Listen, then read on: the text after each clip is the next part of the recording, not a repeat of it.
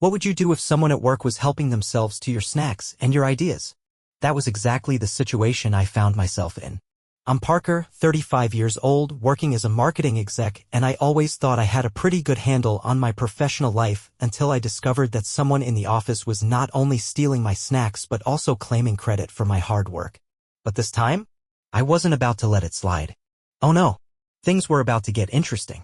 Stick around and watch how I deal with some classic office drama, and hey, if you're into these kinds of stories, hit that subscribe button so you don't miss the next one. Let me take you back to the beginning. So, I'm 35 doing the whole corporate hustle in downtown Norfolk. Being a marketing executive isn't exactly a walk in the park, it's more like a nonstop roller coaster of pitch meetings, caffeine overloads, and burning the midnight oil. I used to think I was living my best life, or at least my busiest. You're gonna burn out at this rate, my coworker Taylor told me one day, giving the clock a side eye while watching me crank out yet another client presentation. I didn't even look up. I know, I muttered, I still locked on my laptop screen. But I can't slow down now. This Hendrick account? It was slowly driving me insane. Taylor smirked. Speaking of crazy, where's the trail mix you always stash in your drawer? I paused, glanced at the top of my desk, and then pulled open the drawer I kept my snacks in. Empty. I blinked, frowning. What the I swear, I'm not imagining things. It was just here. Taylor chuckled. $5 says it's Jason, she whispered, nodding toward the next cubicle over. Ah yes, Jason Miller. Office golden boy with a smile so polished it could sell sand to a beachgoer. Too bad behind that smile was the most shameless mooch I'd ever met. You actually see him poking around my desk? I asked, narrowing my eyes, already suspecting it. Not exactly, Taylor said, grinning. But come on, you know he's always leeching off everyone, stealing their ideas, claiming their work, and now apparently helping himself to their snacks.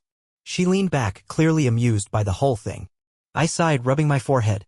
I can't just go around pointing fingers. HR would have a meltdown. Then get evidence, she said, eyes lighting up like she'd just been handed front row tickets to a reality show. Before I could answer, my phone buzzed. It was my sister, Olivia. Emergency. The florist canceled on me.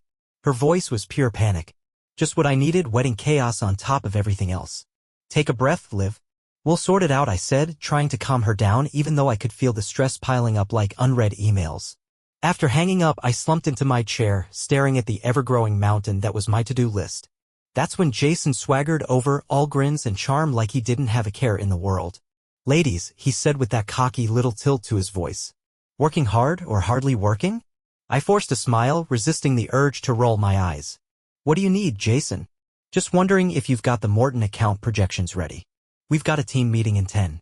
My jaw clenched. Of course.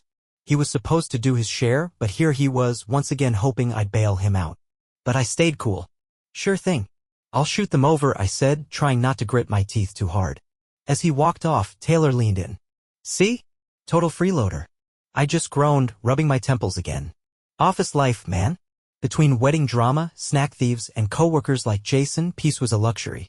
But as I sat there, an idea started forming. Maybe it was time to flip the script. The rest of the day was a blur, meetings, surprise fires to put out, emails that wouldn't stop.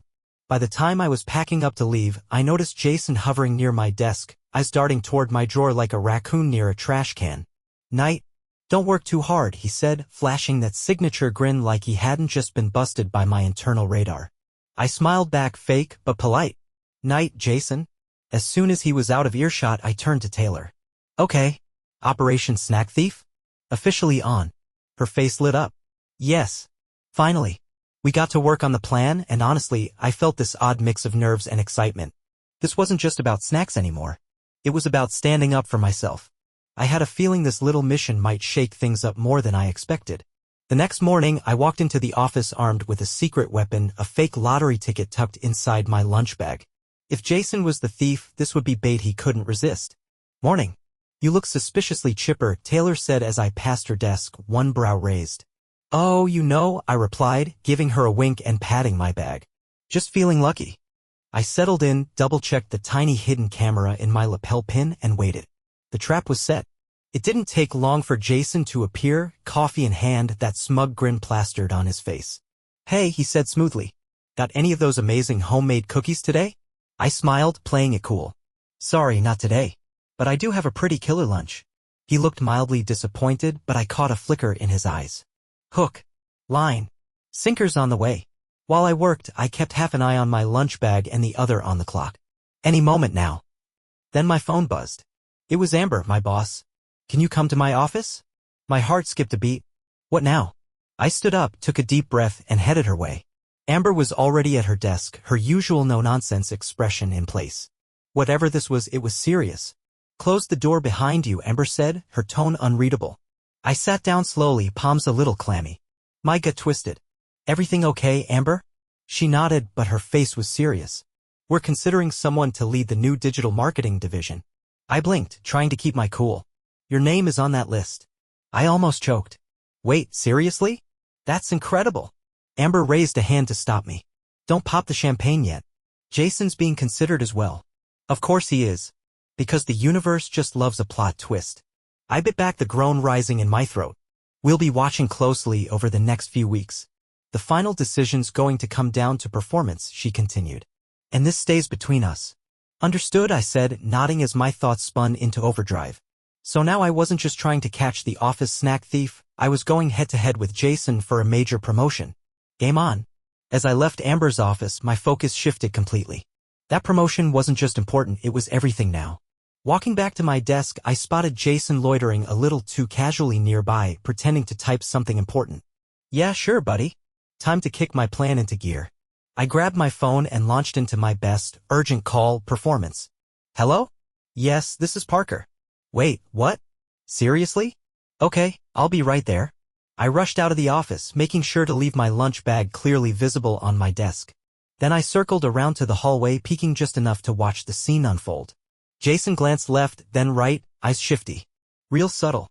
He strolled past my desk like he was just stretching his legs, but then, bingo. He paused, looked around again, and sure enough, he started digging through my bag. My heart was pounding, but I stayed frozen, watching. Then came the moment I'd been waiting for. He pulled out the fake lottery ticket I'd planted, stared at it, and his eyes lit up like he'd struck gold. He slipped it into his pocket, looked around one last time, and walked away, trying to play it cool. I let out the breath I'd been holding. Gotcha.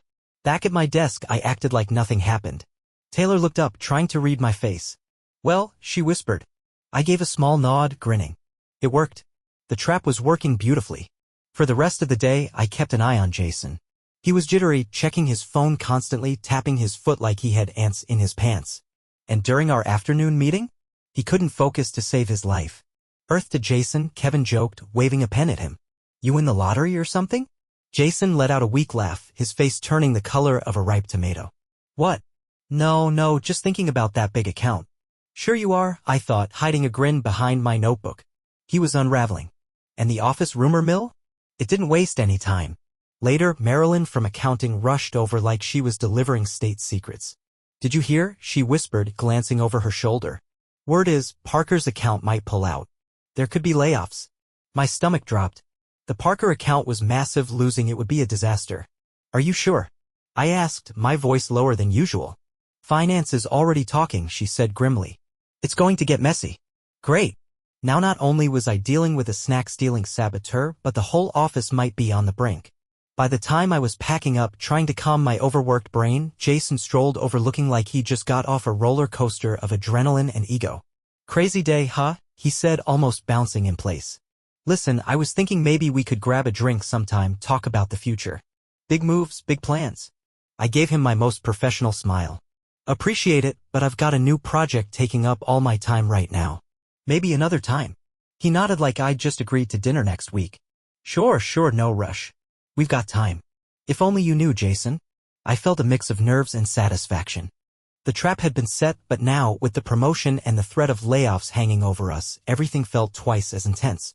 Like the floor beneath us could drop at any second. Over the next few days, Jason started strutting around the office like he'd already made it. In his mind, he probably thought he hit the jackpot. That fake ticket had gone straight to his head. He whispered to anyone who'd listen, puffing himself up like a lottery-funded peacock. Taylor hissed from across the desks one afternoon, "What's Jason saying to Kevin?" I leaned closer, trying to hear. His voice carried just enough. Just waiting for the funds to clear. Then I'm out of here. Thinking maybe I could. I didn't hear the rest. My jaw dropped.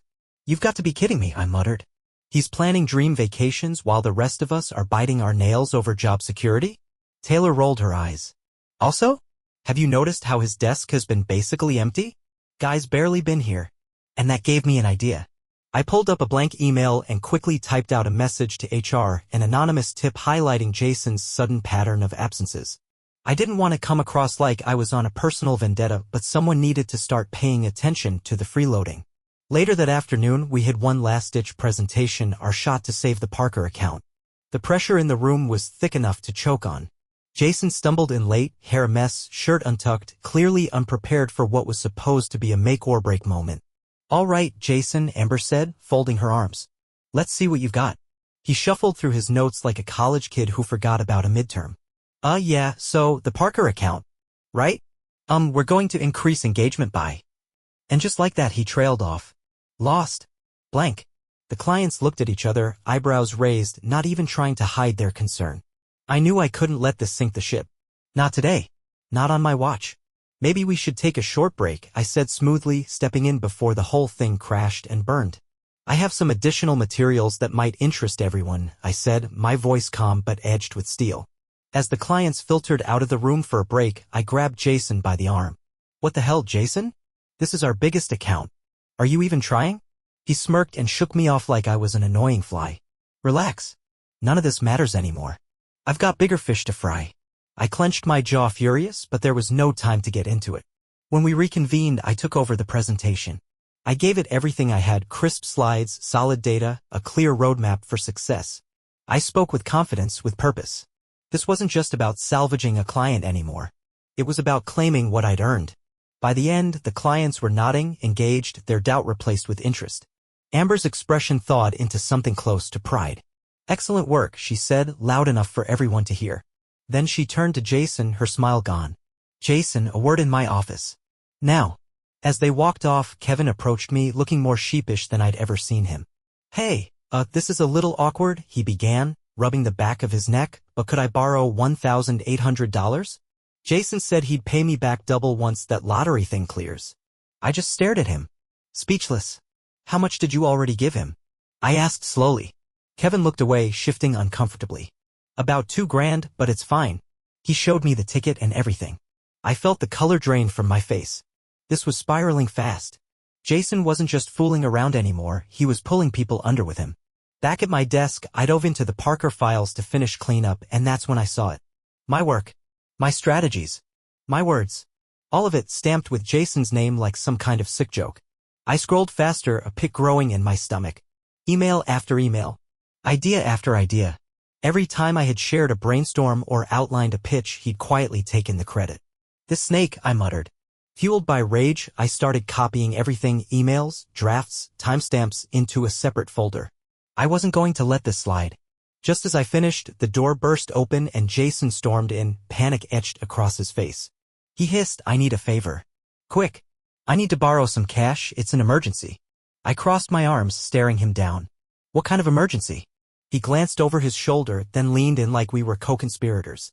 "Look, I can't say too much, but let's just say I'm about to come into a lot of money. I just need a bit to tide me over. I'll pay you back triple, I swear." I didn't flinch. "Sorry, Jason. I'm not a bank. And I don't loan money to con artists." His face twisted with frustration as he stormed out, muttering something about people not recognizing genius. That was it. The final straw. I spent the rest of the evening building the case, meticulously compiling every piece of evidence: his fake lottery scam, stolen work, coworkers he'd duped, records of his constant absences. It all went into a tidy, damning folder. Jason's little empire was about to collapse. And I was going to be the one to push it over. The next morning, the office buzzed with idle chatter. Then Jason strutted in like some Wall Street hotshot, wearing a suit that screamed overcompensating. He clapped his hands together, beaming like he'd just won an Oscar. "Gather round, peasants," he called. "Your golden boy is moving on to greener pastures." Taylor shot me a look like, "Is this actually happening?" I could only shake my head. "That's right," Jason announced. "I've hit the jackpot, people. No more late nights, no more KPIs, no more Amber breathing down my neck. I'm free." Amber stepped out of her office, eyes sharp. "Jason, what on earth is going on?" He grinned at her, smug as ever. "Oh, Amber, sweet, simple Amber. I don't need to explain anything to you anymore. I'm rich. I'm out of here." I stepped forward, calm and cool. "Actually, Jason," I said, "I think you do need to explain yourself. The room fell into an uneasy hush. I handed Amber the folder, meeting her gaze. This contains documented evidence of Jason's misconduct, theft of intellectual property, fraudulent reports, misappropriation of funds, and a lottery scam he's been running right under our noses. Jason's smirk faltered. What? That's insane. You're just jealous because you stole my work? I interrupted. I held up the fake ticket. Because you conned half the office with this? Gasps echoed through the room. Kevin turned beet red. You told me this was real, he shouted, stepping toward Jason. You said you were cashing out tomorrow. I gave you $2,000. Others joined in, people he'd borrowed from, tricked, lied to. The room was boiling with outrage. Security. Amber snapped, her voice cutting through the chaos. Escort Mr. Miller out. Now. 2 guards appeared like clockwork. Jason stumbled back, trying to protest, but his voice was swallowed by the rising tide of furious coworkers. This is a setup, he yelled as they dragged him toward the exit. You'll regret this. I swear, Allah. But the doors slammed behind him before he could finish the sentence. Silence settled over the office like dust after a storm. Amber turned to me, eyes still wide, but now filled with something else, respect. She said, almost breathless. Thank you. I just nodded, heart still racing, but feeling lighter than I had in weeks. Jason was gone. The nightmare was over. And now? It was time to build something real. Amber shot me a look that was calm but carried the weight of command. My office. Now. My stomach flipped. I felt the tension creep in as I trailed behind her, not knowing what I was about to walk into. Inside her office, she settled into her seat behind the desk, her face completely unreadable. She motioned toward the chair across from her. Have a seat, she said, voice even and composed. Tell me everything. I took a long breath, steadying myself, and began to lay it all out, from the missing snacks to the fake lottery ticket to how Jason had been spiraling out of control. Amber didn't interrupt. She listened closely, her expression shifting as I spoke, first surprise, then irritation, and finally something almost like admiration. Well, she said after a pause, her tone measured and thoughtful, I've got to say, I'm impressed. Not necessarily by your methods, she added with a raised brow, but by your drive and loyalty to this company. I braced for the scolding I was sure was coming. But instead, Amber leaned back slightly, a faint smile tugging at the corner of her lips. And that, she continued, is exactly why I'm offering you Jason's position. Effective immediately. I just stared at her, completely stunned. Wait, really? I mean, thank you, Amber. I won't let you down. The weeks that followed were like stepping into a new world. I rolled out fresh policies centered on openness, collaboration, and holding everyone accountable, myself included. Bit by bit, the energy in the office started shifting. The team felt stronger, morale picked up, and we even landed 3 major accounts back to back. For the first time in a long time, things actually felt good. And Jason? Well, let's just say his fall from grace was nothing short of dramatic. Word got around that he tried to cash in that fake lottery ticket only to get laughed right out of the lottery office. After that, he basically disappeared, leaving behind a trail of awkward memories and second-hand embarrassment. The office wasn't perfect, but man, it was a huge step up from where we'd been. Settling into my new role, I couldn't help but feel a deep sense of pride. Finally, things had balanced out. Justice had its moment. The future looked wide open. Fast forward 2 months, and I'm standing center stage at my sister's wedding. A glass in my hand. All eyes on me as I get ready to deliver my maid of honor speech. The room was buzzing, warm, full of love and laughter. I took a breath and started with a smile. Life's a strange ride, I said. It's never a straight line. There are twists, turns, and let's be honest, a few people who try to pull a fast one on you. The crowd chuckled. I spotted Taylor near the back, flashing me a big thumbs up. I grinned. But if there's one lesson I've learned, I went on, it's this: staying true to yourself and pushing through always wins out in the end. I raised my glass. So here's to the happy couple, and to facing whatever life throws at us head-on. Applause filled the room as the bride and groom lit up with joy. It was one of those moments that just felt right, pure and real. But as I took my seat, my phone buzzed in my hand. Curious, I glanced down. A news alert lit up the screen. Former marketing executive arrested for fraud. The headline read. I couldn't help it. A small, satisfied smile spread across my face. Karma had finally caught up with Jason. Turns out, after storming out of the office, he'd gone on to scam even more people. Creditors were furious. Former coworkers were coming out of the woodwork. His lies had snowballed. And now it looked like the law had finally taken notice. Jason wasn't just a disgraced ex-employee anymore. He was officially in hot water. It felt like the closing chapter of a long, wild story. And in Jason's case, justice didn't just show up, it served a 5-course meal. I imagined him trying to explain himself to a judge and nearly laughed out loud. But then a thought crept in. If I had the chance to rewind and relive it all, would I change anything? Should I have blown the whistle on Jason right away?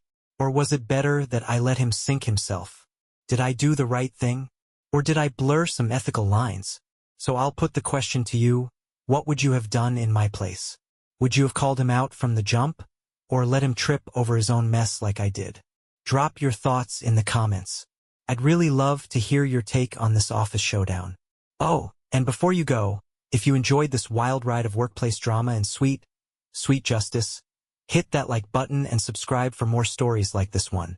You're not gonna wanna miss what's coming next. As I looked around the room, surrounded by loved ones and feeling a sense of calm I hadn't felt in ages, one thing became crystal clear. Funny how life works sometimes. If you stick to your principles and play the long game, life has a way of rewarding that kind of patience and integrity. And as for people like Jason, well, karma's got them on speed dial. So what do you do when someone who's been walking all over you finally hits a wall?